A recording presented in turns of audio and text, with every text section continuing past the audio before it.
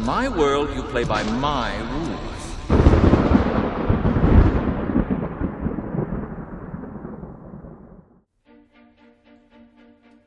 What is Reality is the second appearance of the Riddler in Batman the Animated Series. While in his first appearance, If You're So Smart, Why Aren't You Rich?, Edward Nygma trapped our characters in a giant maze game, this time things shift to more of a digital frontier, as Batman and Robin try to outsmart Nygma in a virtual world of his own creation. Computer systems all over Gotham are going haywire, with riddles appearing on screens across the city. All traces of Edward Nygma have been deleted, while several of his goons steal the only paper copies on file. The Riddler then leaves a massive box at police headquarters that contains a huge computer, and the dynamic duo team up with Commissioner Gordon to solve Nygma's latest scheme. Robin and Gordon try their hand at figuring out the purpose of the computer, which contains a virtual world inside, as Batman tracks down leads elsewhere that he hopes will reveal the Riddler's location. But when Gordon becomes trapped inside Riddler's virtual reality, Batman is called back to Police HQ to enter Nygma's latest creation himself and find the missing mind of the Commissioner. A new set of writers, Marty Eisenberg and Robert N. Skir, and director Dick Sebast, tackled the Riddler this time around. There are obvious similarities to the character's first go-around on the show, but this time out, things got even more surreal, and the ending is quite different. Nygma's motivations against Batman and the police carry over directly from If You're So Smart, Why Aren't You Rich?, and he's shown to be even further ahead of the good guys for most of the story. As I mentioned in our review of his first appearance, the crew had a tough time coming up with stories for the Riddler, and this would be the last episode featuring him as the main antagonist until Season 3's Riddler's Reform. Involving Robin again also worked out pretty well since Bruce had to rely on him in certain puzzling situations. The teenaged boy wonder was previously established as a bit of a whiz with modern technology, and his role in this story was served well. His lighter attitude also factored in nicely. One particular moment with Commissioner Gordon still gets a small chuckle out of me. Your message sounded urgent. Found something? You betcha.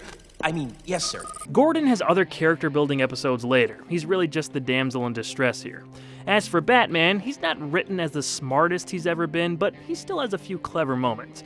I think a lot of that had to do with giving Robin some shine, since Wayne is out of his element in the virtual world.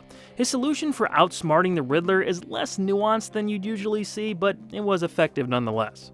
In his second outing as Nygma, John Glover once again delivers a strong vocal performance.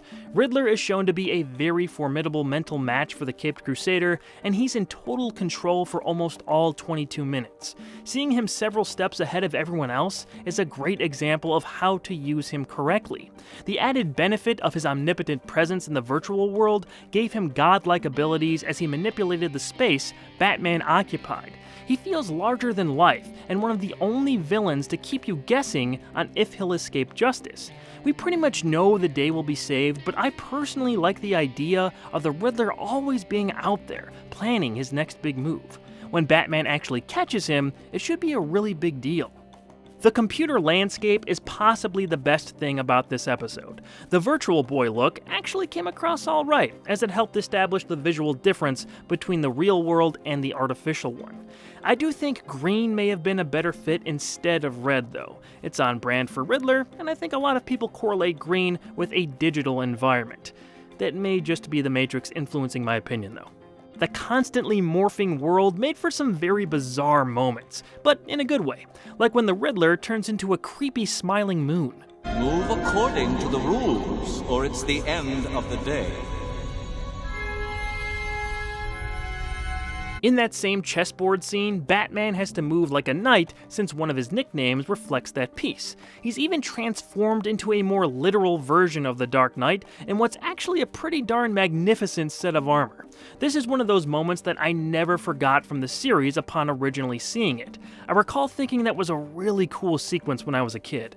Spoilers from here on out. This episode doesn't hinge on the ending, but I do have a few things to say about it. Batman eventually finds the cube Riddler is keeping Gordon in, and without Robin to help, he improvises. Bruce starts making copies of himself to smash his way into the box, but Nygma matches him with duplicates of his own. This causes Riddler to lose concentration, and the world around them starts crumbling. Batman frees Gordon and escapes the virtual world, but Riddler isn't able to do the same before the whole computer shorts out. They eventually find him at the World's Fair with his mind scrambled, apparently lost in his own program. I like just about everything in this episode, aside from the ending there. It's not a bad finish to the story, but as I said before, I think Riddler is just more dangerous as a character if he's the one guy we never see Batman catch. They build him up so wonderfully across his first 2 episodes, so I think this would have been believable, especially considering he so sparsely shows up. Anyway, this episode is a definite recommendation from me. Check it out for a great mix of retro and futuristic imagery, a strong villain, and a few memorable moments. The name is Riddler. Edward Nygma no longer exists.